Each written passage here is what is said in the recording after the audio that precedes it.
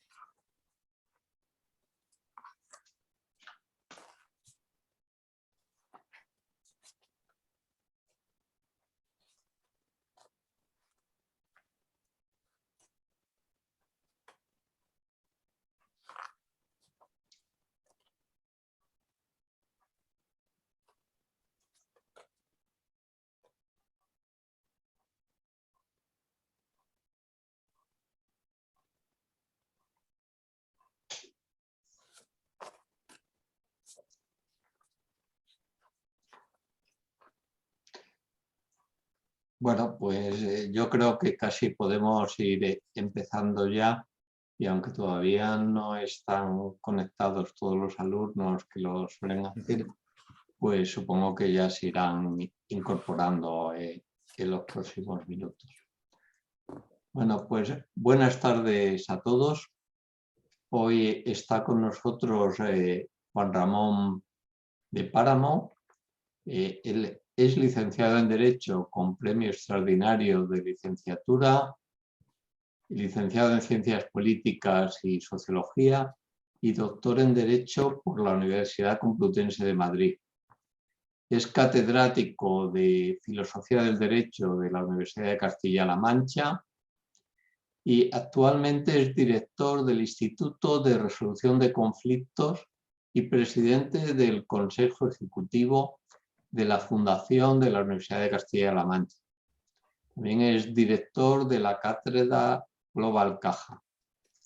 Ha sido director del Instituto Universitario de Derechos Humanos de la Universidad Complutense de Madrid, decano de la Facultad de Albacete, director general de enseñanza del Ministerio de Defensa, director del Centro de Estudios Jurídicos Empresariales de la Universidad Castilla-La Mancha, secretario general de la Universidad Castilla-La Mancha, decano de la Facultad de Derecho y Ciencias Sociales.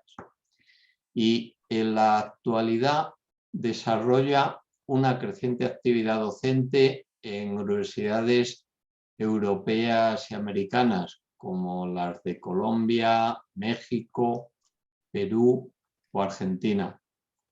Ha publicado numerosos libros y artículos sobre teoría del derecho y filosofía moral y política.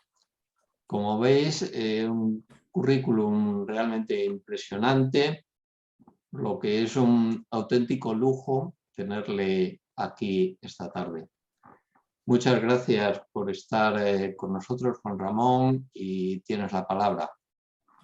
José Félix, muchísimas gracias.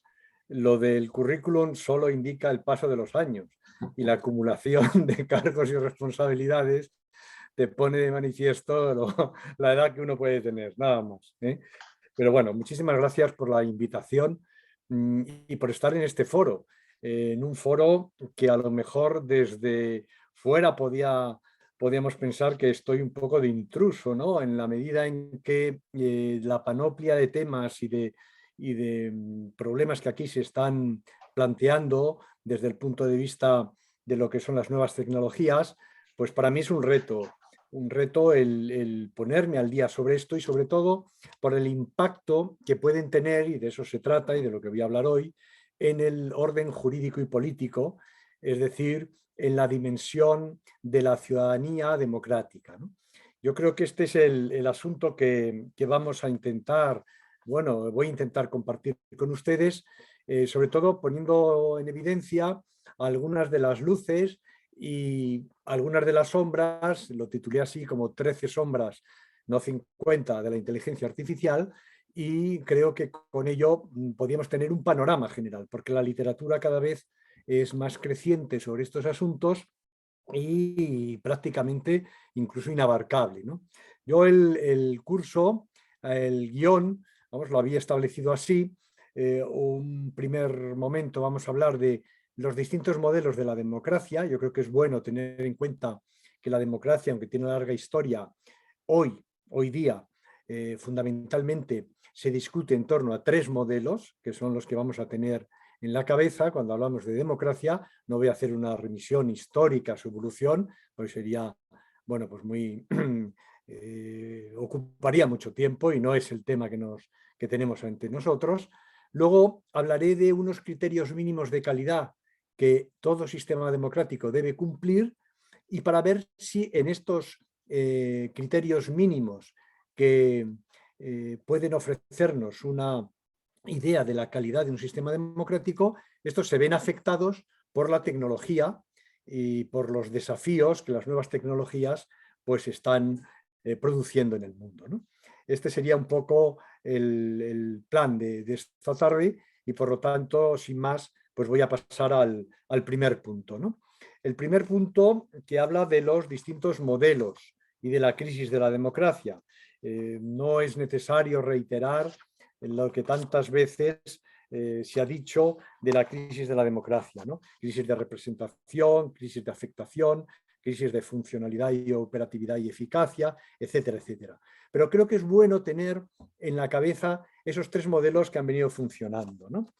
Diríamos en todo caso que por sistemas democráticos en un mundo tan dividido como el nuestro, podríamos hablar de 21 democracias plenas, de 53 democracias imperfectas, de 34 regímenes híbridos en los que no es oportuno llamarles o tildarles de democrático, aunque tienen algunas pautas que podrían ser, digamos, requisitos para entrar en ese club de la democracia, y que hay 50 regímenes autoritarios, ¿no?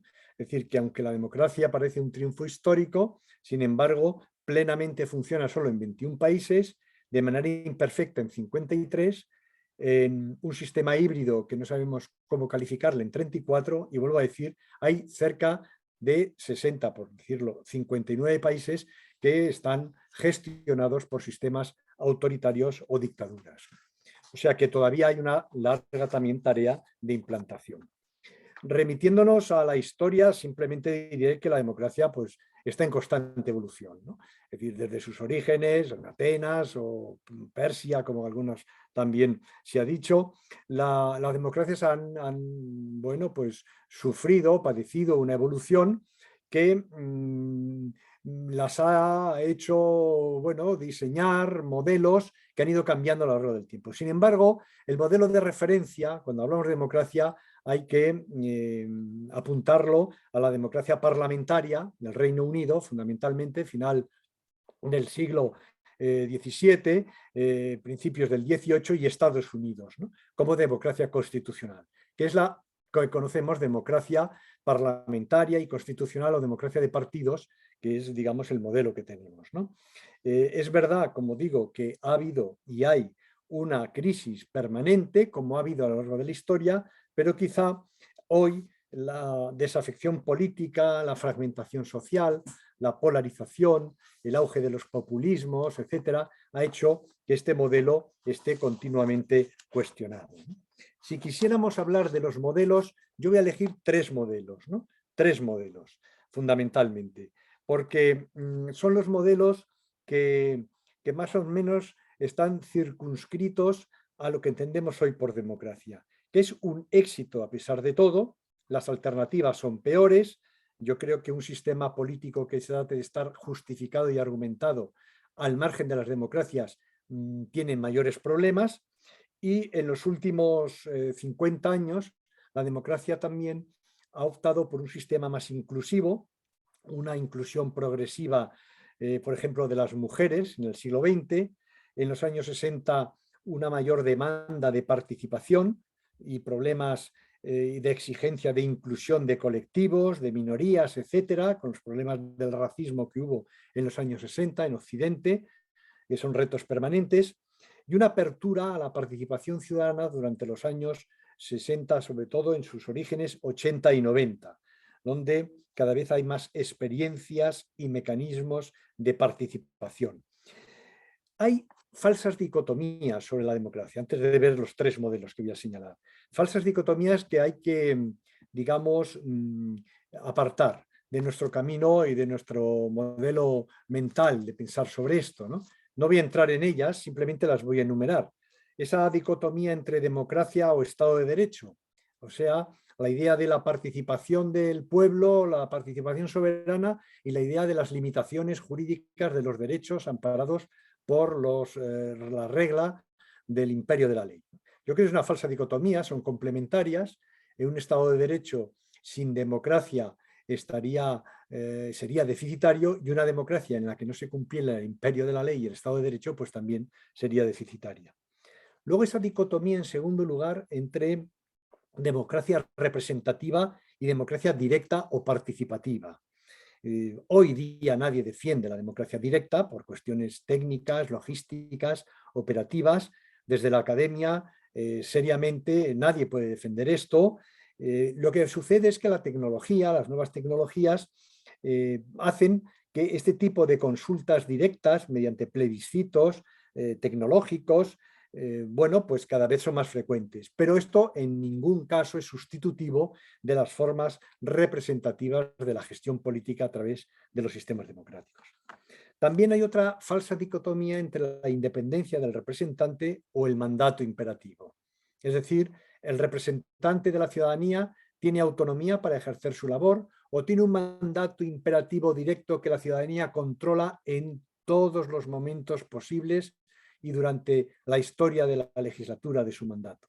Yo creo que son dos cuestiones complementarias también. La autonomía del representante es clara en las democracias parlamentarias, en las democracias constitucionales. Lo que pasa es que luego el representante tiene que rendir cuentas a su electorado y, por lo tanto, podríamos decir que el mandato de este representante también está limitado al cumplimiento de los objetivos por el que fue elegido. También otra falsa dicotomía sería entre democracia participativa o tecnocracia, ¿no? El gobierno de los expertos, por decirlo así. Ustedes recordarán, durante la pandemia, durante el COVID, se hablaba mucho de que en lugar de los políticos tenían que estar o ser gobernados, tendríamos que estar gobernados por expertos, por científicos. Yo creo que esto tampoco se defiende hoy. Los expertos sin control pueden ser tan peligrosos como los políticos sin control, y lo que sucede es que el político tiene que estar asesorado por los expertos para tomar decisiones inteligentes. Es verdad que durante la pandemia pudimos constatar la cantidad de contradicciones que hay entre los distintos subsistemas del sistema político general. No es lo mismo, no era lo mismo la opinión de un sociólogo, de un economista, de un pediatra, de un biólogo, de un médico, de un jurista sobre cómo debía gestionarse el problema de la crisis de la pandemia. Hay subsistemas que a veces se contradicen, pero en definitiva las decisiones políticas integradas no pueden ser nunca sustituidas por un gobierno de expertos que pueden ofrecer dictámenes justificados sobre determinadas cuestiones, pero esto no implica que la gestión política tenga que integrar más elementos. También hay otra falsa dicotomía entre democracia analógica y democracia digital, ¿no? Nadie quiere esta dicotomía. La democracia analógica, por decirlo así, la democracia humana, la democracia entre personas, nunca podrá ser sustituida por la democracia digital, pero lo que no tiene sentido es que la cultura digital no impregne también los mecanismos de decisiones y de participación de lo que puede ser la democracia analógica. Y por último, la idea de la democracia y soberanía nacional y la democracia global, ¿no? Como si fuera posible hoy día tener o ejercer la soberanía local, nacional, sin tener en cuenta los problemas de la interdependencia estratégica que nos exige un mundo globalizado. Es decir, también habría dificultades o contradicciones entre la democracia nacional y la democracia local, la democracia estatal y la democracia regional, pero evidentemente todos los grandes problemas, me refiero a los grandes problemas, por ejemplo, los problemas del cambio climático o de las interdependencias estratégicas por conflictos internacionales, etcétera, nadie se sustrae a esa clara interdependencia que hay entre la democracia o soberanía nacional y la soberanía o instancias más globales de gestión de los conflictos. Como vemos, por lo tanto, evolución histórica, modelo parlamentario, modelo constitucional y falsas dicotomías. ¿Qué tres modelos son los que tenemos en la mente cuando hablamos de democracia? Digamos que hay una primera fórmula que es la democracia de mercado, ¿no? Que es la democracia procedimental, democracia electoral, con máxima independencia del representante, que viene a decir que la democracia fundamentalmente es un procedimiento de toma de decisiones mediante la regla de la mayoría. Aquí es muy importante la idea del pluralismo, la idea de la alternancia, y esta democracia, la democracia de mercado, la democracia plural, la democracia procedimental, es la que está presente en nuestro mundo actual. Los clásicos de la democracia, digamos, son los que defienden este modelo. Es un modelo con grandes virtudes, pero, digamos, es un modelo que puede ser complementado con otros ingredientes u otras variables que sean más inclusivas, ¿no? El segundo modelo es el de la democracia deliberativa. Hoy, digamos, que es el modelo protagonista del escenario o del debate académico, ¿no? Es el modelo que se ha llamado también modelo republicano, no por la forma de gobierno republicana, pero sí por sus antecedentes históricos en Aristóteles, en Cicerón, Maquiavelo, Petit, recientemente, etcétera. Es una democracia que, asumiendo los requisitos mínimos de la democracia como procedimiento, añade una ciudadanía más activa en la que se tenga en cuenta su forma de ejercer la virtud pública mediante formación y educación cívica, una esfera pública, una sociedad civil en la que haya más implicación, organizada o no organizada, mediante instancias comunitarias como las escuelas, comunidades de vecinos, asociaciones, etcétera, etcétera, y una mayor participación, deliberación y control popular último mediante distintas fórmulas y mecanismos en la gestión pública, ¿no?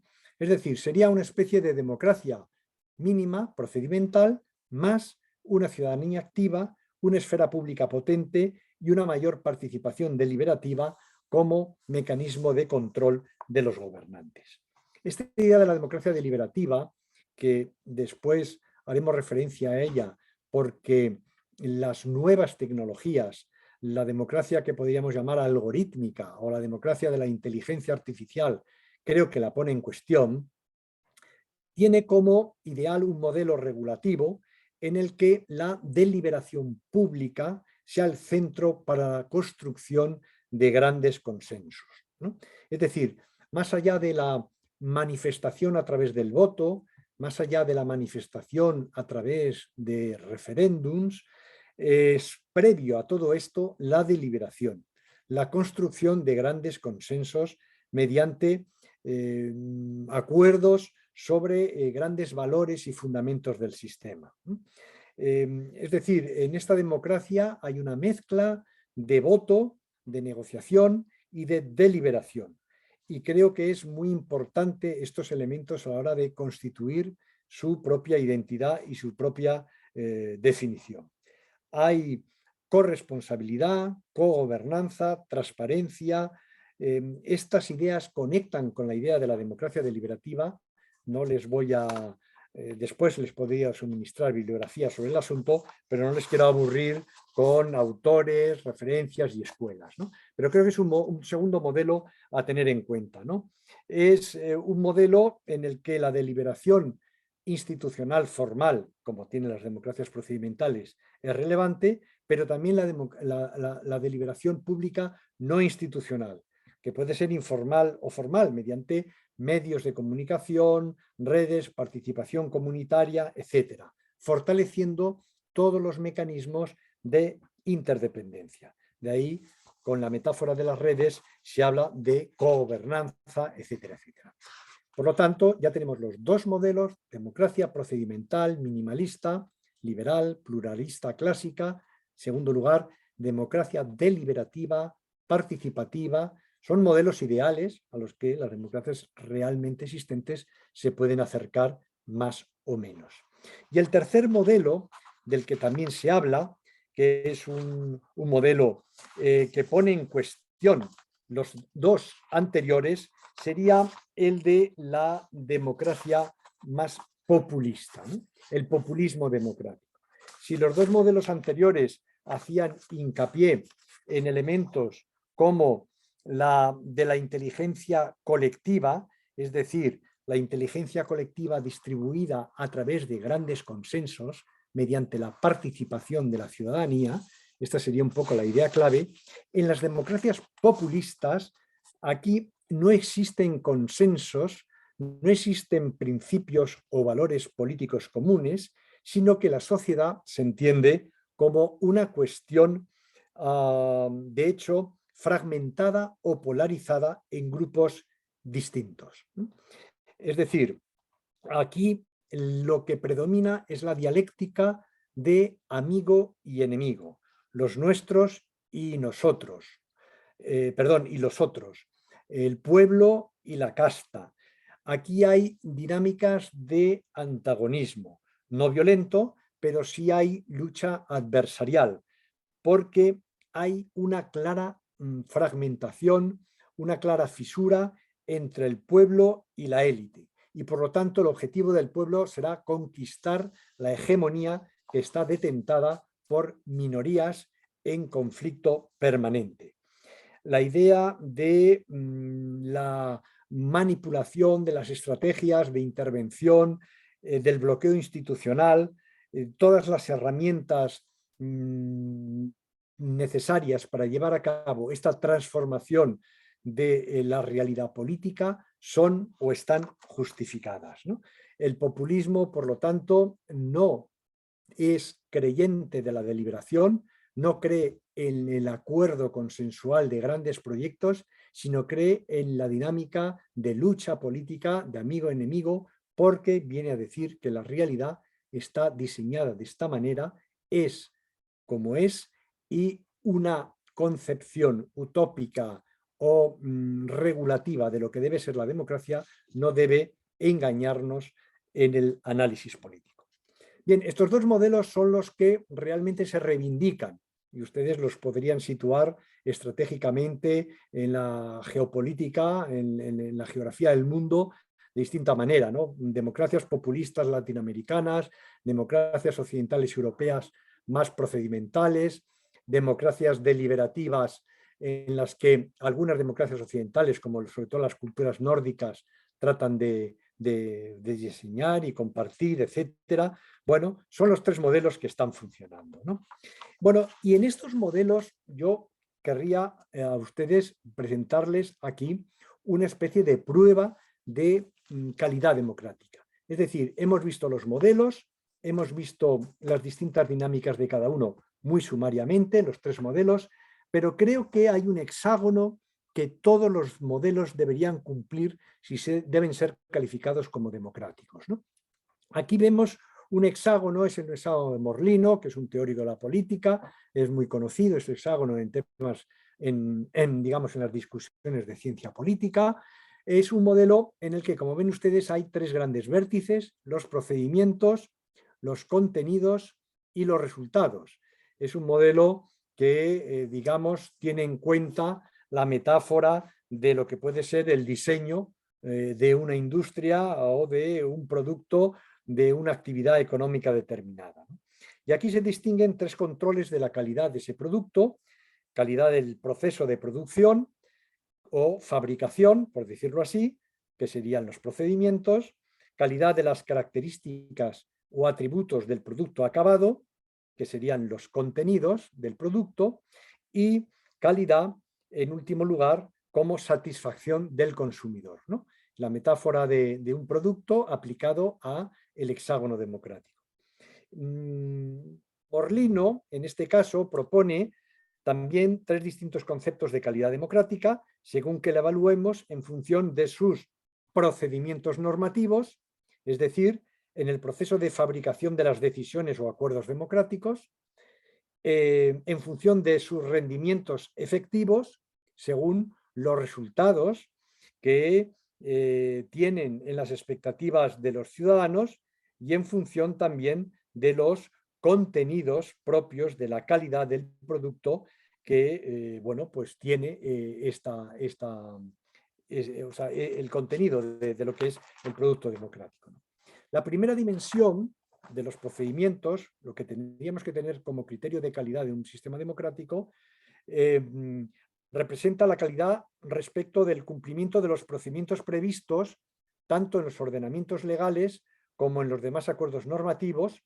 Es decir, el eje procedimental representa el grado de respeto a las reglas de juego limpio. Tendríamos, por lo tanto, aquí el principio de legalidad y el principio de responsabilidad de los actores de un sistema democrático. Debe imperar aquí la regulación legal, el imperio de la ley, y los actores del proceso deben ser responsables por infracción del principio de legalidad, ¿no?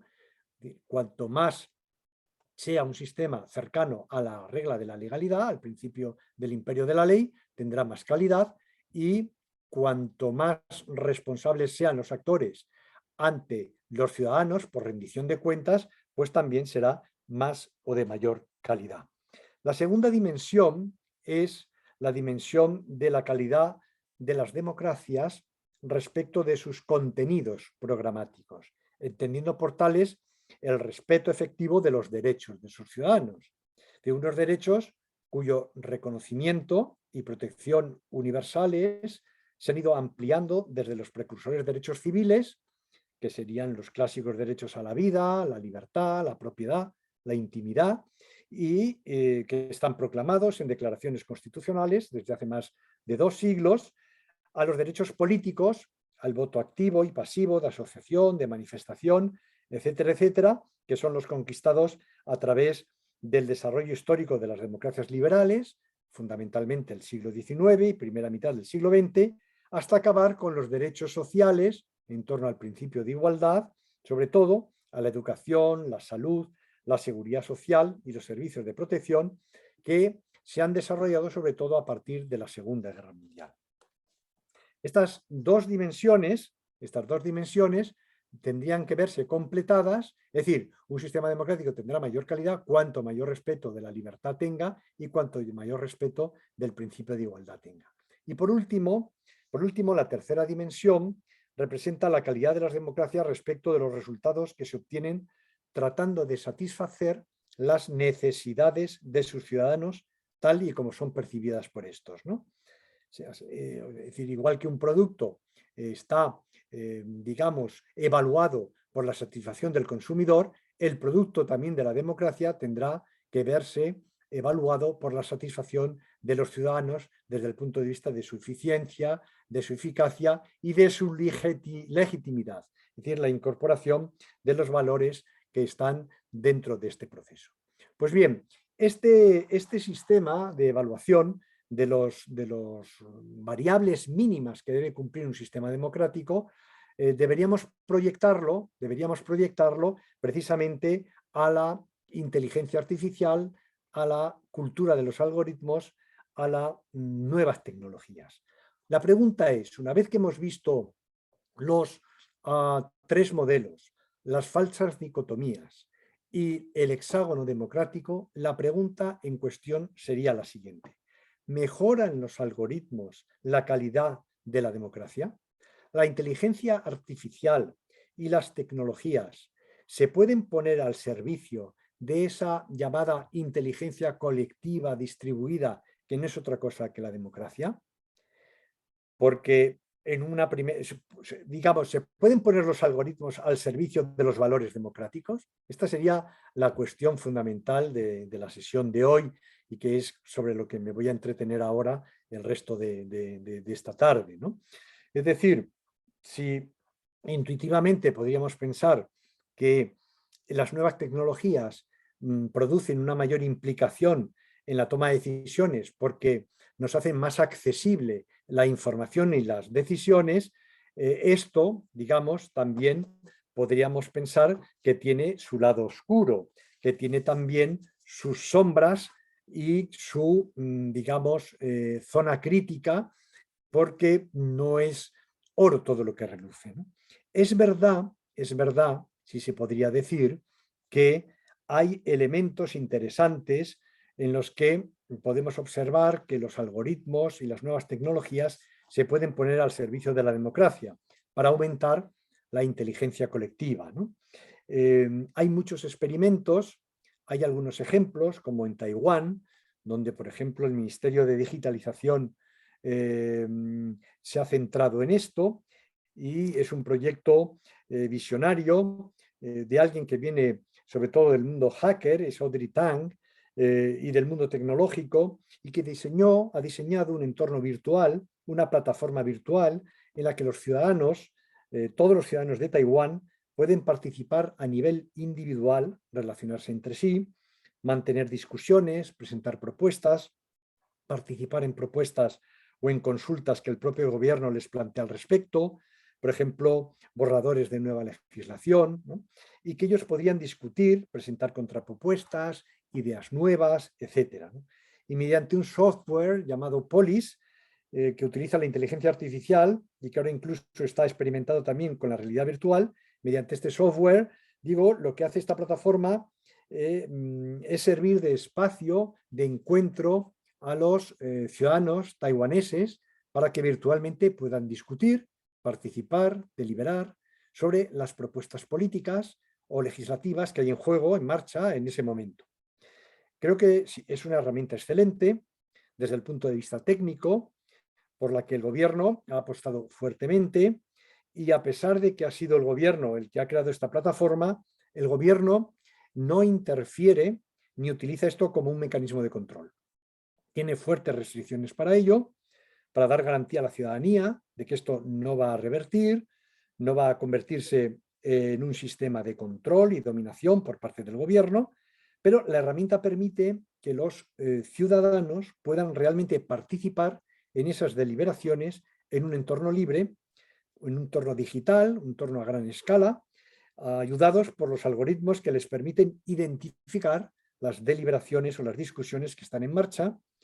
Y creo que este es uno de los proyectos más rompedores de la actualidad, que van en la dirección correcta, el de utilizar los algoritmos al servicio de la inteligencia colectiva y de la democracia en última instancia, ¿no?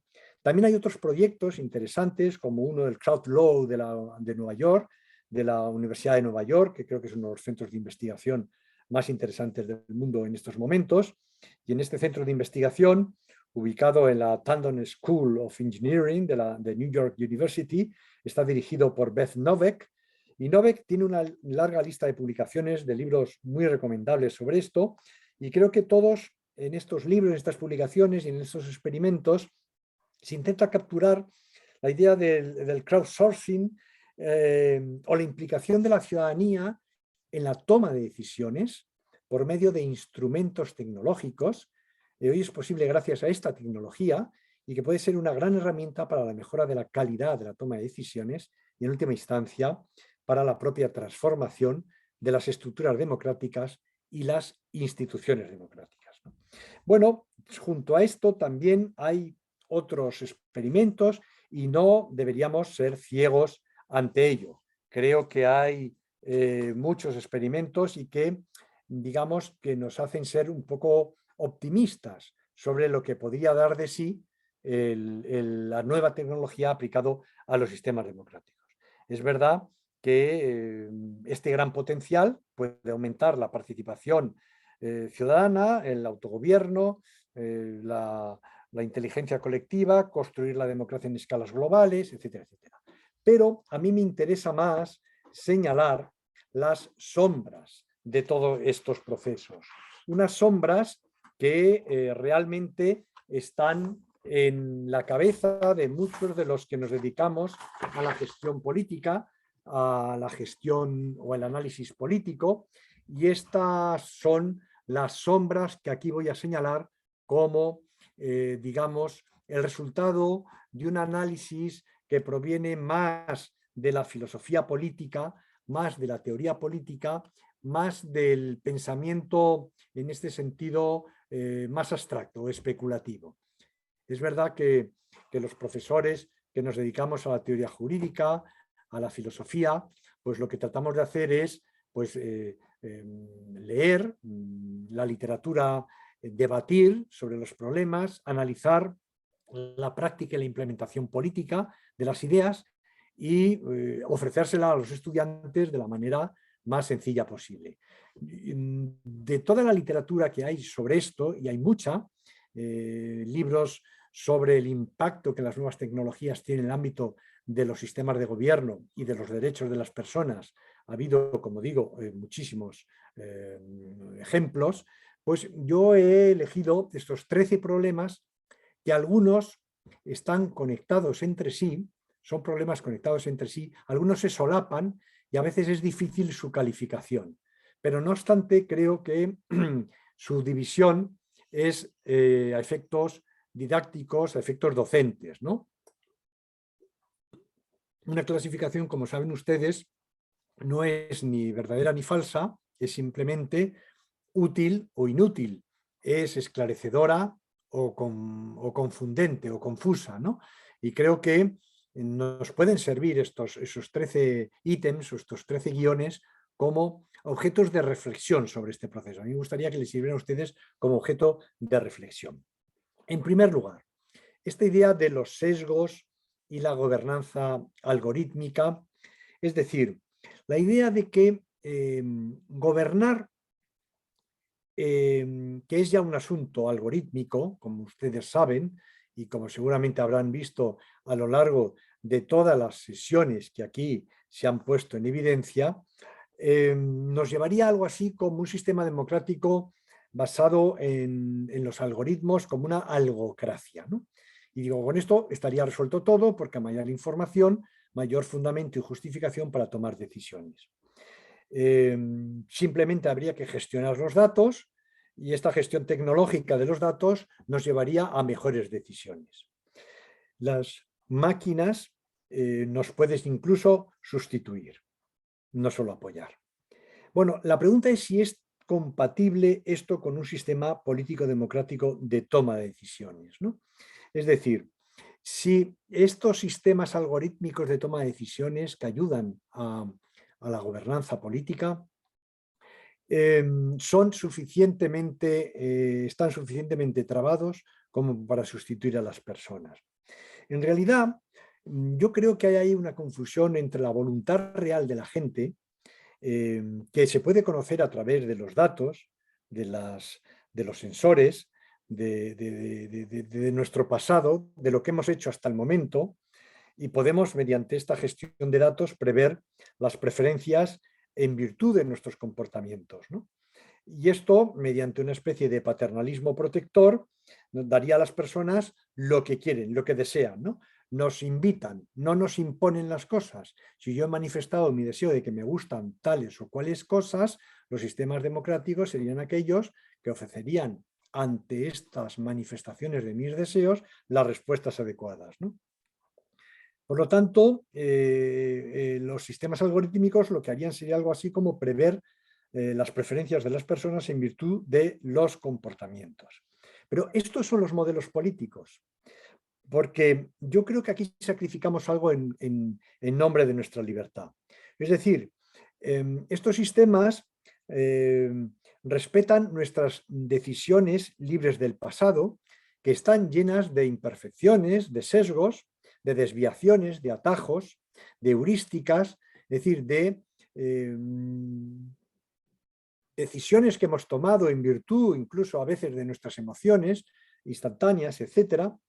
Pero esto es lo que ya sabíamos, pero no registra este tipo de respuestas la dimensión, digamos, constituyente, por decirlo así, de ruptura de nuestro pasado, ¿no? O sea, la política no debe aspirar solo a reflejar lo que hay. Esto sería una especie de dispositivo de registro sencillo, pero la política debe también ayudar a modificar nuestro pasado, a modificar nuestras expectativas basadas solo en el registro de lo que hemos hecho hasta ese momento. La política debe ayudar a modificar lo que somos. Las predicciones sobre lo que hemos hecho son siempre conservadoras. Si yo fumo, pero quiero dejar de fumar, bueno, pues la respuesta será la oferta de distintos productos de tabaco, ya que he manifestado mi voluntad de fumar y por lo tanto la publicidad del tabaco me va a inundar. Pero si yo quiero desentenderme de este vicio, modificar mi comportamiento y constituirme en una persona, digamos, con hábitos más saludables, esto no lo ofrece la cultura algorítmica, porque se desentiende de nuestras decisiones futuras en virtud de cambios constituyentes de este proceso, ¿no? O sea, la democracia no es igual a hacer lo que queremos, sino que también es una plataforma para poder cambiar lo que queremos. Una cosa es la administración continuista del pasado y otra cosa es la quiebra de la inercia de ese pasado, el derecho a cambiar en el futuro, ¿no? Y yo creo que esto es un problema que tenemos con esas predicciones algorítmicas de nuestro pasado, porque están impregnadas de sesgos que a lo mejor queremos corregir y que no nos permite por esas decisiones basadas solo en lo que hasta ahora y hasta ese momento hemos llevado a cabo. En segundo lugar, el tema de los fines y objetivos, ¿no? ¿Qué áreas no son susceptibles de cuantificación o computación por lo que podríamos denominar la democracia digital? Porque ¿dónde se definen los criterios y los objetivos y las finalidades de una comunidad, ¿no? Los algoritmos tienen una naturaleza instrumental para conseguir objetivos que están predeterminados, ¿no? Y claro, la democracia, en cambio, es una instancia que tiene que dar juego a los momentos de repolitización, o sea, de cuestionamiento de los objetivos preestablecidos, ¿no? O sea, una cosa es el procesamiento de la información y otra cosa es la interpretación de ruptura, la interpretación del cuestionamiento de lo que hasta ahora ha ido existiendo, ¿no? Es verdad que los algoritmos mejoran la consecución de ciertos objetivos, la implementación de esos objetivos, pero no dan la solución para averiguar cuáles son esos objetivos. No ayudan a definir esos objetivos.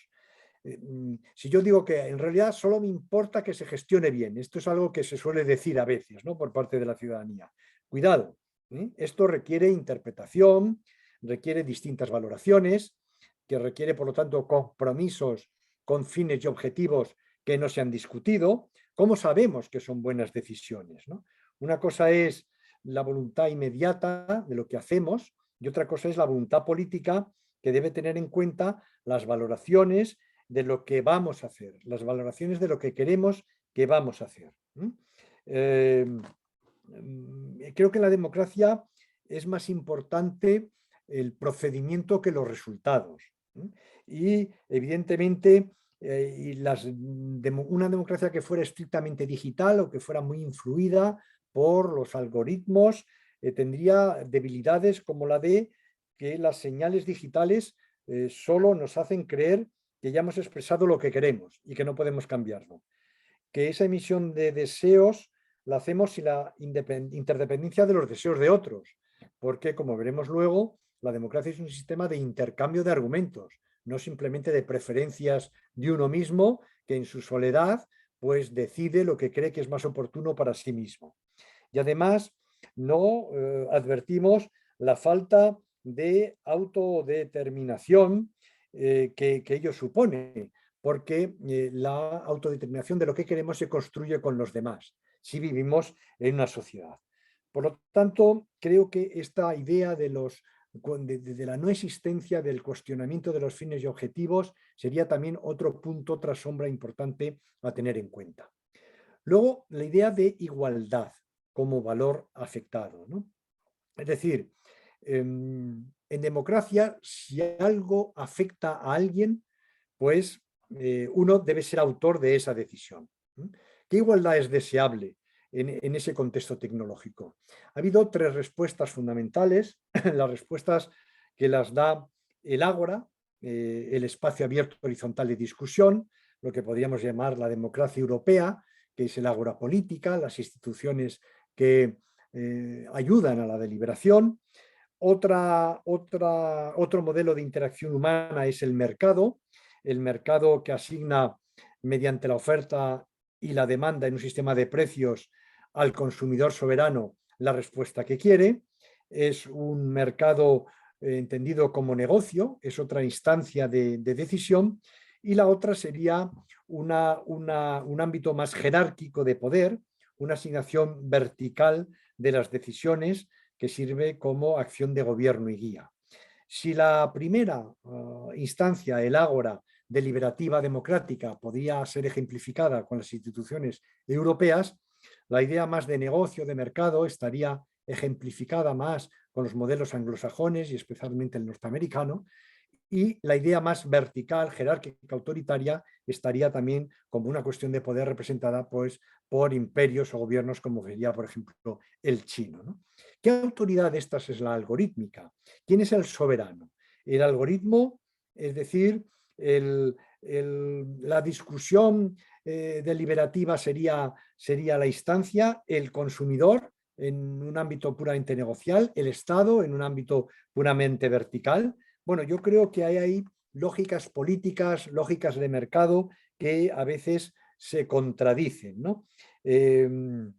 Creo que la idea de la política, la idea de que los algoritmos deben ocupar el espacio político, deben ser sometidos a crítica. La idea que el derecho es simplemente una especie de previsión de servicios también debe ser puesta en cuestión. Un ciudadano no es simplemente un cliente satisfecho.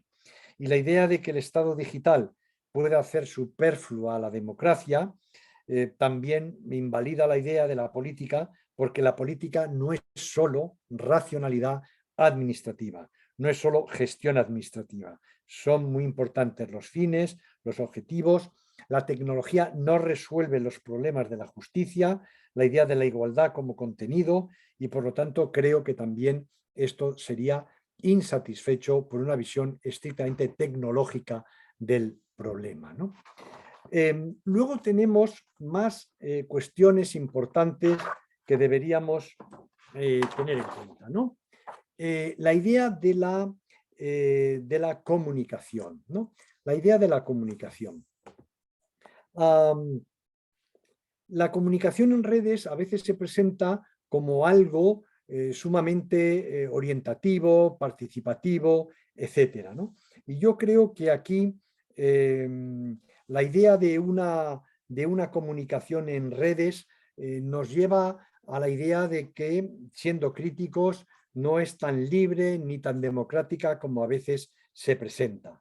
Ustedes han oído hablar muchas veces de los enjambres fugaces e interesados de los que participamos en la manifestación de nuestra voluntad a través de las redes. La digitalización del mundo es verdad que cambia radicalmente nuestros modos de convivencia, ¿no? Pero las discusiones en el ámbito de la comunicación digital son más bien comunicaciones no reflexivas, son instintivas, son emotivas, son fragmentarias, son discontinuas, son soberanas de espacios privados, pero no comunicados con los demás, son cortoplacistas. La difusión viral de la información, como saben ustedes, tienen todos estos problemas, son problemas de enjambres digitales que no forman colectivos responsables y políticamente activos, como debería ser la comunicación política. Los seguidores se dejan amaestrar por sus inteligentes influencers para convertirse en ganado consumista, han sido despolitizados. La comunicación en las redes sociales no es tan libre ni tan democrática, ¿no? Creo que hay una severa crítica a las formas de la comunicación en este aspecto que deberíamos tener en cuenta, ¿no? El mundo de la comunicación no genera, no constituye, no construye ciudadanos activos, políticamente comprometidos, ni tan solo consumidores que instantáneamente, mediante no reflexiones, seguimos y aceptamos el producto que se ofrece sin más manifestación que con un like, con un mero asentimiento, sin que medie reflexión alguna, ¿no?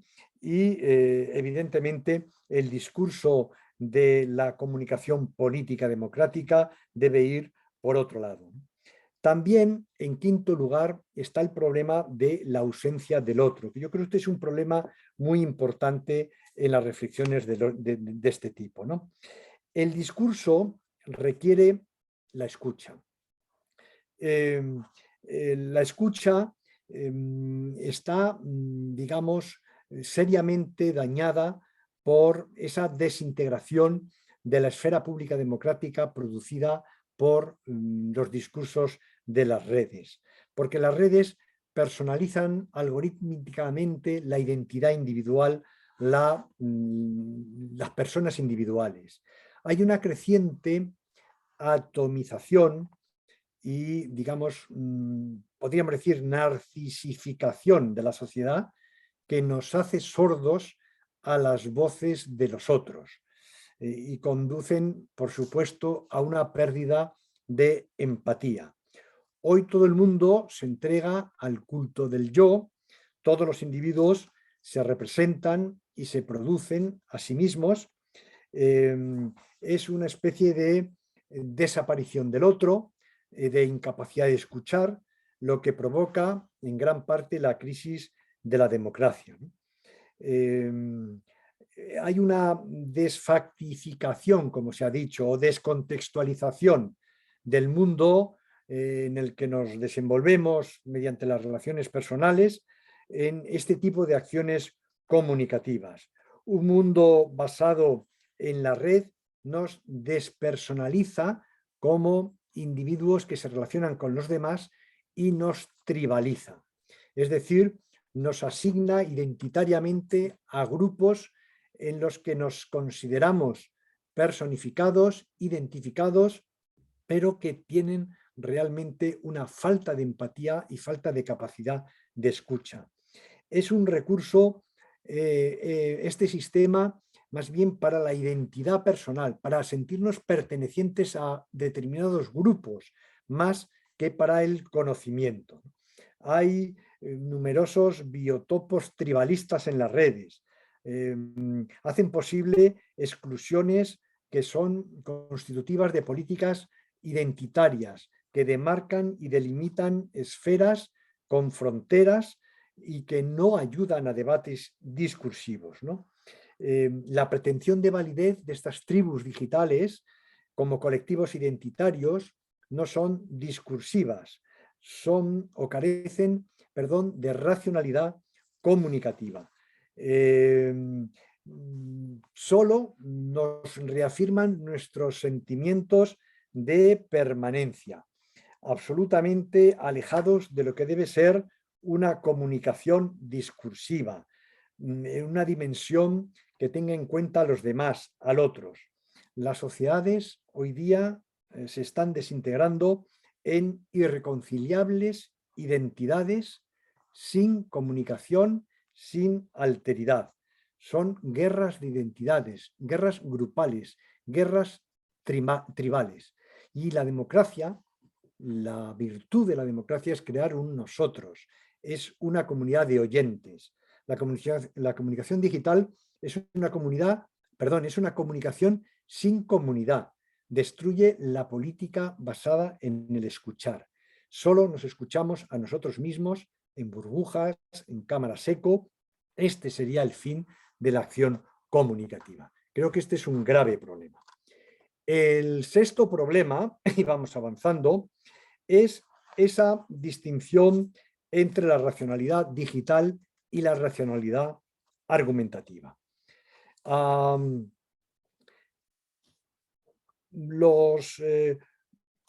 Podríamos decir, ¿cómo podemos mantener una esfera pública en el mundo virtual que incluya a la población en una racionalidad comunicativa, en una racionalidad que tenga en cuenta la audiencia de la comunidad y la interdependencia entre todos?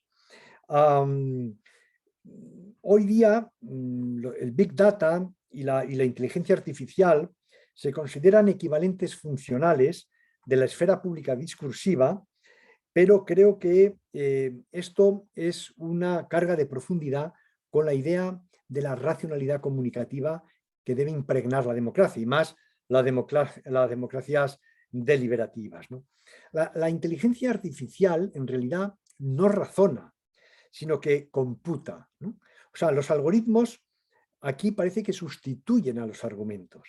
Los argumentos, es verdad, que pueden mejorarse en el proceso discursivo, y esta es la tarea de la democracia, que mediante esos procesos deliberativos, es verdad que tienen muchas disfunciones y muchos sesgos, pero esos procesos deliberativos deben ser procesos de mejora. En cambio, los algoritmos lo que hacen fundamentalmente es optimizar continuamente un proceso que ya está determinado, ¿no? Es verdad que les permite corregir sus errores de forma independiente, y esta racionalidad sustituye al ejercicio discursivo, ¿no? Por el machine learning, ¿no? Los algoritmos imitan así a los argumentos. Creo que los dataístas creen que el Big Data y la inteligencia artificial nos permiten tener una visión global que capta con precisión todos los aspectos sociales y los optimizan para el bien de todos, ¿no?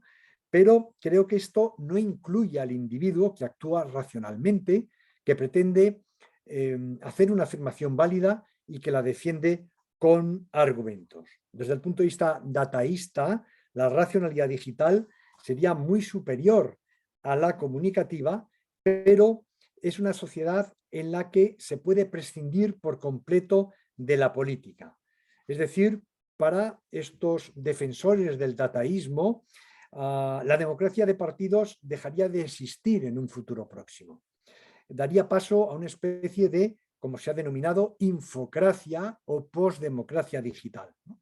Los políticos serían sustituidos por expertos e informáticos que administrarán la sociedad más allá de los principios ideológicos e independientemente de los intereses de poder.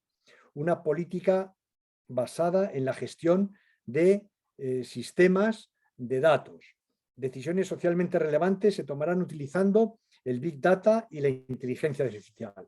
No habrá más discurso, no habrá más argumentos, y solo será una cuestión de una racionalidad que sustituya a la esfera pública discursiva, lo que supondría, desde mi punto de vista y de otros autores, por supuesto, el fin el fin, la decadencia de la democracia. Séptimo lugar, la crisis de la verdad. Yo no voy a incidir mucho en esto porque somos muy conscientes y seguro que en el curso se ha repetido en muchas ocasiones, ¿no?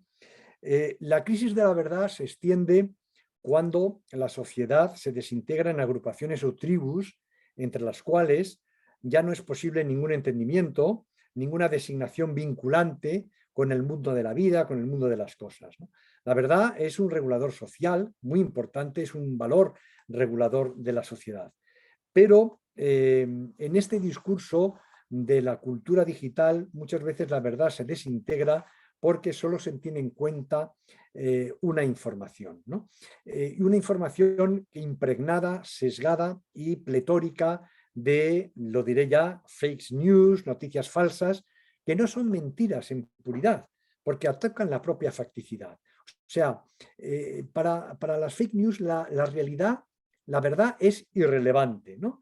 O sea, el bullshitter, el charlatán, en realidad no se opone a la verdad. Más bien es el que para él es todo indiferente a la verdad, ¿no? La libertad de expresión degenera en farsa cuando pierde toda referencia a los hechos y las verdades fácticas, ¿no? Todos hemos visto continuamente, a pesar de la comprobación y de la realidad fáctica que muchas veces pone en evidencia la verdad de las informaciones que tenemos en la cabeza, en realidad para los seguidores de estas tendencias no se trata de hechos, es cuestión simplemente de emociones, de adhesiones, de identidades, ¿no? De nuevas realidades, ¿no? Creo que esto en la época de las redes sociales pues está muy alimentado, ¿no?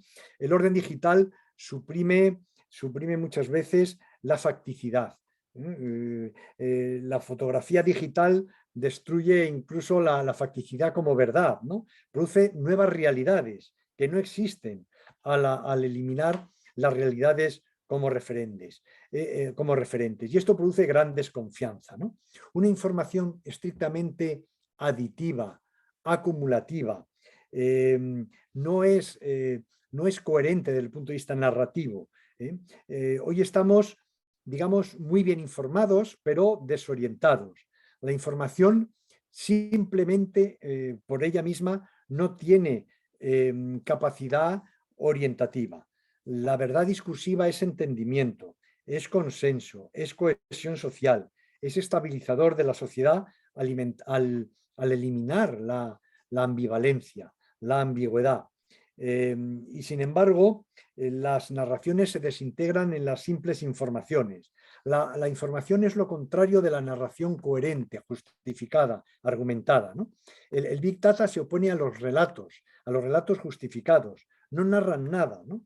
Digital significa lo numérico y lo contable, y son órdenes diferentes a lo narrable, a lo construido argumentativamente. Creo que este es otro de los problemas también que hay que tener en cuenta, ¿no? En octavo lugar, esta idea de la democracia algorítmica versus la democracia deliberativa, ¿no? Yo creo que aquí simplemente diríamos que la democracia algorítmica no contempla la dimensión política de los conflictos. Los conflictos no son solo la incompatibilidad total o parcial de intereses manifestados, sino que también implica un elemento constituyente argumentativo de modificar los fines y objetivos después de un proceso argumentativo. Si nosotros simplemente establecemos en un escenario los conflictos y las predicciones de cómo se pueden resolver en función de las preferencias manifestadas, nunca tendremos un proceso discursivo, argumentativo, que es propiamente el discurso político, el discurso que después de él podamos, digamos, modificar nuestros criterios anteriormente establecidos. Noveno lugar, la privacidad. Bueno, yo creo que esto es una de las cuestiones que seguramente se han desarrollado aquí en estas sesiones anteriores, es decir, la influencia de la inteligencia artificial, de la cultura y de las nuevas tecnologías, a veces pone en cuestión la privacidad.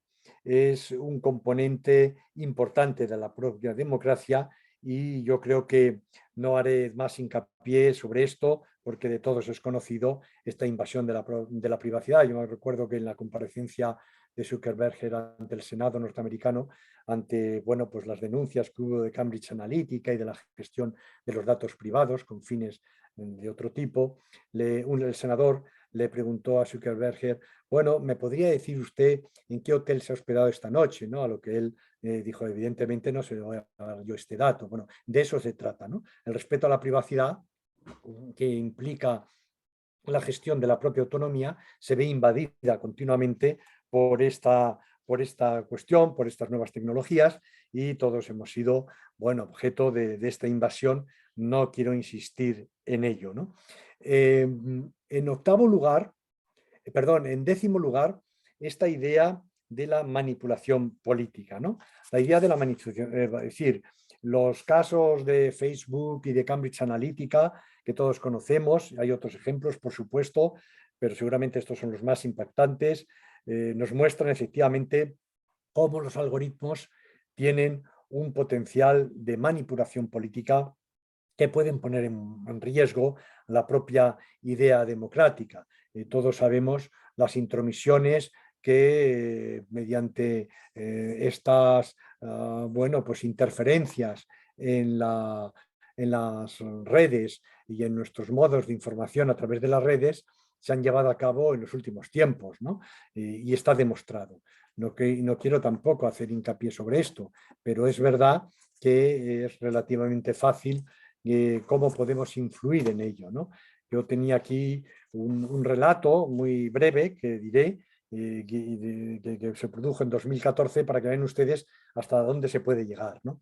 A principios de junio de 2014, dos jóvenes rusas, Alexandra Krylova y Ana Bogasheva, obtuvieron un visado estadounidense para emprender lo que parecía una apetecible gira turística. Durante algo más de 3 semanas visitaron Nevada, California, Nuevo México, Colorado, Illinois, Michigan, Luisiana, Texas y Nueva York. Después se les perdió la pista. 4 años más tarde, sus nombres aparecieron en el informe que el fiscal estadounidense Mueller elaboró sobre la injerencia rusa en las elecciones presidenciales que dieron la victoria a Donald Trump en 2016. El viaje al Hotel May Louise, que Krylova y Bogasheva se montaron por 6 estados, era en realidad un trabajo de campo. Ambas tenían responsabilidades en el IRA, en las siglas del Internet Research Agency, una empresa cercana al Kremlin, creada en 2013 para lanzar campañas de desinformación y provocaciones en redes sociales contra los enemigos de Rusia, personas o naciones con ayuda de un batallón de empleados entrenados para operar con cuentas falsas o troles. ¿Cómo un joven ruso reclutado en San Petersburgo podría tuitear en inglés o crear un supuesto grupo de Facebook de ciudadanos de Houston y que este resultara gráfica, emocional y gramaticalmente creíble a ojos de un usuario norteamericano? En eso consistió el trabajo de campo de las dos jóvenes. Hicieron una inmersión en las redes sociales de Estados Unidos para aprender a imitarlas con virtuosismo. Como reza el cartel de fugitivos más buscados lanzado por el FBI, Krylova y Bogasheva crearon decenas de personas digitales ficticias y usaron identidades robadas de ciudadanos de Estados Unidos. El impacto fue enorme.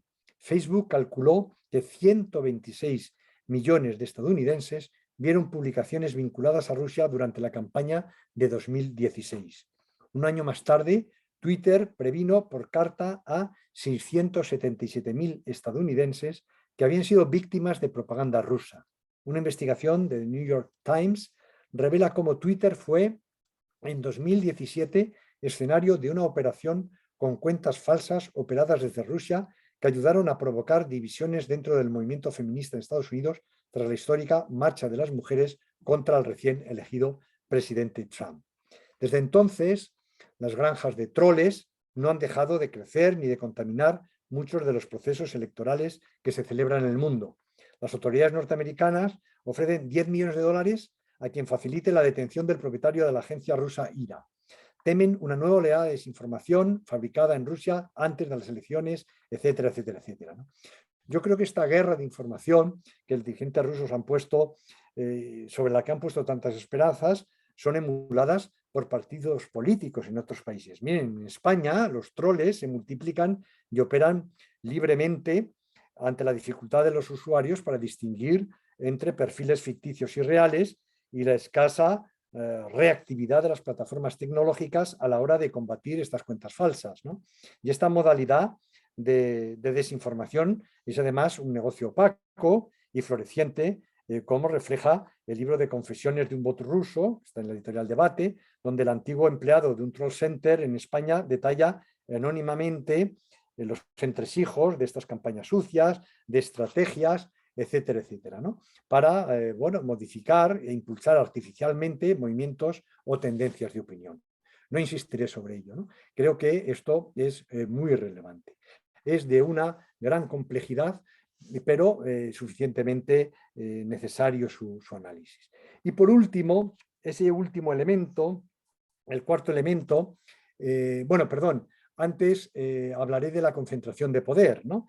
Es verdad que la concentración de poder sin precedentes en la historia, en manos de grandes compañías privadas, también pues pone en evidencia la fragilidad de las democracias, ¿no? Esto no tiene precedente, ¿no? Los 5 grandes, ¿no? Google, Apple, Amazon, Facebook y Microsoft, los 5 grandes, pero esta lista, por supuesto, es incompleta porque ahora a lo mejor deberíamos agregarle algunos más, pero no muchos más. Y bueno, pues algunas de estas compañías, como saben ustedes, tienen un tamaño en número de usuarios y también en generación de ingresos o de facturación comparable al de muchos países, ¿no? Facebook, por ejemplo, tiene más usuarios que ciudadanos chinos existen en China o en India. Entonces, muchas de estas compañías tienen un tamaño global gigante y acumulan un gran poder porque tienen acceso a nuestra información, a nuestros datos, y hoy en día los datos, evidentemente, son poder. Y sobre este punto hablan muchísimos analistas y científicos sociales, politólogos, etcétera. Y bueno, pues autores como Lanier, ¿no? Este autor de las 10 razones para borrar las redes sociales, etcétera, etcétera, pues lo ponen de manifiesto continuamente, ¿no? Todos somos conscientes de ellos. Pero aparte de esta concentración en manos privadas de poder, también tenemos en paralelo la concentración de poder de dominación pública.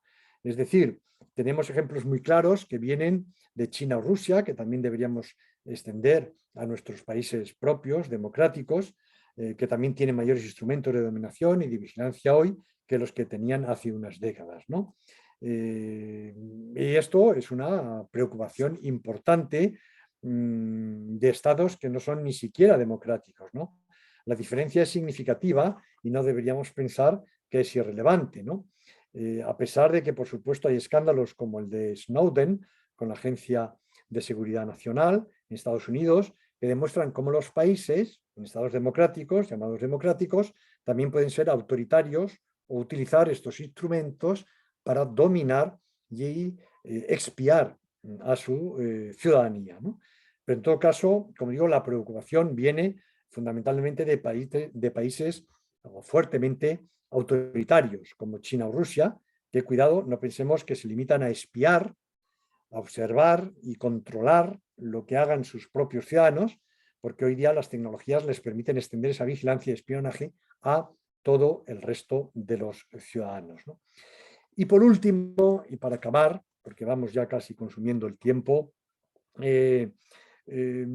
realmente tenemos este riesgo de que los algoritmos lleguen a sustituir a la democracia, porque si uno tiene buenos datos puede gobernar de manera eficaz y eficiente sin necesidad de ampliar la toma de decisiones a la ciudadanía, que muchas veces no está en condiciones de comprender la complejidad de los problemas que tenemos, ¿no? Y creo que esto es una amenaza, ¿no?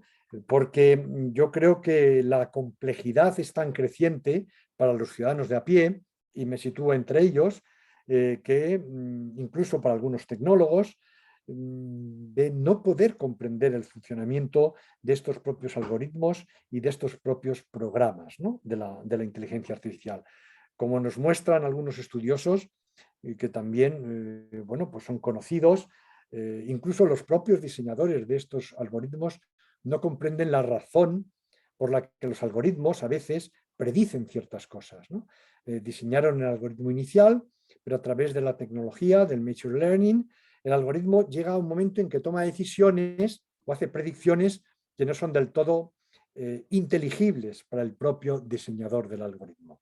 Y entonces, claro, estamos en un mundo cada vez más complejo, ese tercera sombra o tercer sesgo, que también potencialmente es un problema, ¿no? Porque se estaría construyendo una especie de caja negra que quedaría al margen de la comprensión de la ciudadanía, y en la medida en que esto sea así, estaría fuera del control, y de ese control último, que creo que es lo que en definitiva determina las democracias. El control de los ciudadanos, de las decisiones que les afecten, el control de la gobernanza que les afecta, el control y la rendición de cuentas y la exigencia de responsabilidad de aquellos que toman esas decisiones. Con esa complejidad, con esa maraña, con ese rizoma de redes insondables, muchas veces no podremos llegar a ello, y esto será un grave déficit y por lo tanto un grave problema de la democracia. Es verdad que estas amenazas que yo he señalado aquí de manera telegráfica, con demasiada rapidez quizá, pero también tienen un lado de luz que incluso la propia inteligencia artificial o los propios algoritmos, como decía al principio, podrían solucionar. Solo una buena investigación en los sistemas democráticos, en estos modelos de gestión, permitiría preservar nuestros valores fundamentales, y creo que en estos procesos de transformación es muy importante prepararse, formarse en ello, y sobre todo para aquellos jóvenes que en el futuro vais a tener responsabilidades en la toma de decisiones, ¿no? Lo que tenemos, por supuesto, es que hay que hacer un buen análisis de cuál es la forma apropiada de usar estos algoritmos y esta inteligencia artificial para que se pongan al servicio de la inteligencia humana individual, al servicio de la inteligencia colectiva y, en el caso de las formas de gobierno, cuando hablamos de democracia, al servicio de los valores que la justifican, ¿no? Yo creo que esta última visión optimista del problema pues nos ayudaría a ver que bueno, pues toda nueva tecnología, toda innovación tiene un lado oscuro, pero también tiene un lado en el que podríamos apoyarnos para superar todos estos escollos y todos estos obstáculos. Y con esto terminaría. Perdonadme si he ido muy rápido, hay ahí una panoplia de conceptos que habría que digerir mejor, pero quería pasar al menos como si fuera un dron encima de todos ellos para tener ese panorama general de todas las amenazas y de las sombras que pueden acompañar en la implementación de las nuevas tecnologías y en los efectos que pueden producir en la evaluación de la calidad de los sistemas democráticos. Gracias. Muchas gracias, Juan Ramón. Muy interesante tu intervención. Tenemos un poquito de tiempo por si alguien quiere hacer alguna pregunta o algún comentario.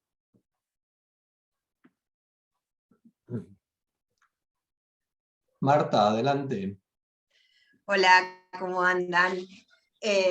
Juan, primero que nada, agradecerte el poder de síntesis. Creo que tocaste un montón de puntos para explicar un tema súper complejo que ameritan, no sé, un semestre entero cuanto menos. Me parece sumamente valioso todas estas sombras que pusiste sobre la inteligencia artificial. Entiendo yo como la mayor sofisticación tecnológica que podemos encontrar ahora, que impacta directamente en la socialidad, y nada, y en la forma en la que decidimos o intentamos decidir sobre nuestra forma de gobierno, ¿no? Pero me pareció particularmente rico, y creo que ahí hay un montón para profundizar, cuando hablaste de la racionalidad, ¿no? Y que mencionaste estas teorías de los dataístas, ¿no? Hacia dónde hacia dónde nos podrían llevar. Y me gustó que mencionaras ahí el tema de la racionalidad digital, ¿no? Creo que es el filósofo Han el que nos habla de la racionalidad digital, que tiene algunos textos muy interesantes. Vos lo mencionaste también en algunas otras cuestiones antes de llegar a racionalidad. Él escribe primero sobre las no cosas, ¿no? Entonces ahí medio como que nos hace entender un poco este cambio de paradigma en el cual nos encontramos inmersos, ¿no? Completamente, o sea, transitando, pero en el cual estamos interactuando con representaciones de cosas del pasado, que terminan siendo no cosas porque están informatizadas, están digitalizadas, están en una dimensión cada vez más compleja en la que nos encontramos inmersos y que se distancia de lo físico, ¿no? Pero que no por eso deja de ser real. Y cómo eso nos va llevando de a poquito a esta racionalidad digital, y en particular lo que me gusta, porque él hace confronta a estos dataístas con lo que él dice, ¿no? Él un poquito me gusta esto que desmitifica un poco lo que es el Big Data o lo que es la inteligencia artificial, diciéndonos, miren, ¿no? Creo que esto es muy importante, diciéndonos, es un altísimo poder de cómputo, pero la realidad es que no es la forma o no es la expresión de la inteligencia ni la más sofisticada, porque en ella radica el poder reflexionar, pensar, argumentar, y como lo mencionaste en otro de los puntos también, ¿no? Cambiar decisiones en base a esa argumentación, que el conductismo de lo que es análisis puro y duro de datos, por más que sean infinitos, ¿no? Es imposible, ¿no? Porque la inteligencia artificial no razona, por más que nos quieran hacer creer que tiene funcionamientos similares al cerebro humano, no razona, tiene un mundo muy chiquitito dado por los datos de los cuales les decimos que se alimenten, ¿no? Entonces me parece como que es una complejidad enorme y que se está empezando a sistematizar y a generar contenido para que nos tomemos un ratito de reflexión y empecemos a pensar esto antes de que tengamos inteligencia artificial gobernándonos.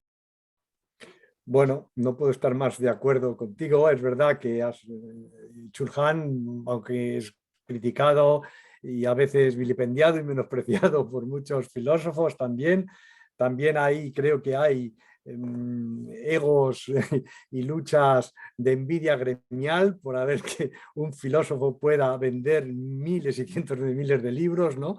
Que también el filósofo que está en la Torre de Marfil se reconcome del éxito de esta persona, ¿no? Pero es verdad que él ha simplificado quizá las cosas, pero ha llegado a poner el énfasis en ese alejamiento del mundo de vida, ¿no? En un sentido como de Habermas, ya por citar a un filósofo académico de mayor peso, ¿no? Ahora mismo en el mundo. Bueno, pues por alejar del mundo de vida, esa racionalidad digital se aleja del mundo de la racionalidad comunicativa, ¿no? Y también, bueno, pues tendríamos a John Rawls como los grandes filósofos de la política, ¿no? De las últimas décadas, que son precisamente, bueno, aquellos que, bueno, pues nuclean lo que es el fundamento de un sistema político democrático en la reciprocidad argumentativa, más bien en los procesos que en los resultados, ¿no? Es más importante las variables, las cautelas, las virtudes de los procedimientos discursivos de reciprocidad que el resultado, porque de un procedimiento discursivo también pueden salir malos resultados, ¿no? Es decir, la virtud del procedimiento no garantiza la bondad de los resultados. Y esto es así. Y el resultado puede ser malo, pero mediante una corrección continua y constituyente de estos procesos deliberativos podremos modificarlo, ¿no? O sea, yo creo que ahí has dado en el punto y es un discurso filosófico, pero es un discurso, claro, que detrás de todo esto pues está subyaciendo y creo que, pues que es importante, ¿no? Ponerlo en la discusión. Sí, sí, gracias, Marta. Bueno, la verdad es que es un tema que podríamos seguir hablando un buen rato y es sumamente interesante, pero lamentablemente se nos ha acabado el tiempo. El siguiente profesor debe estar esperando ya que le demos paso. O sea que agradecerte muchísimo, Juan Ramón, que hayas podido venir hoy a ilustrarnos con tu interesante intervención. Muchísimas gracias. Muchas gracias, José Félix. Y nada más me es grato que participar en foros que no sean de mi propio gremio, ¿no? Porque escuchando a la gente que proviene de otros mundos, pues se aprende mucho más que en cámara eco repetir cosas que todo el mundo conocemos en nuestro propio colectivo. Muchas gracias, José Félix. Pues muchas gracias. Entonces cortamos aquí y en unos minutos os recuerdo a todos que os podéis conectar al enlace para la siguiente sesión.